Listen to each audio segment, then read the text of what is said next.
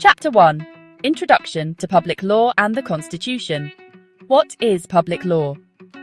Public law governs the relationship between the individual and the state. It regulates the powers and responsibilities of public bodies and ensures those powers are exercised lawfully, fairly, and in accordance with constitutional principles. It includes constitutional law, administrative law, and aspects of human rights law. Unlike private law, which governs relationships between individuals, public law deals with how governmental power is distributed and limited in a legal system. Why study public law? For students, public law forms a core part of legal education because it explains the legal framework of the UK government. It introduces essential principles like the rule of law, parliamentary sovereignty, and the separation of powers. It provides tools to challenge state action through judicial review and human rights litigation. It is central to understanding citizens' rights and the duties of public authorities.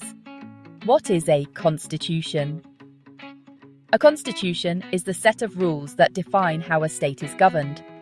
These rules determine the structure and functions of government institutions, the relationship between state powers, and the rights of individuals. In most countries, these rules are codified in a single written document. However, the UK is known for having an uncodified constitution, which is found in a mix of statutes, common law, constitutional conventions, and legal instruments. Sources of UK constitutional law, statute law, Acts of Parliament, e.g., the Human Rights Act, 1998. Common law, legal principles developed by the courts.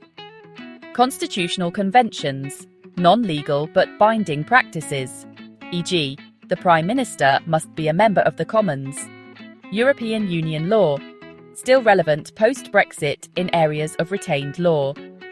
International law, including the European Convention on Human Rights, ECHR. Key themes of the video.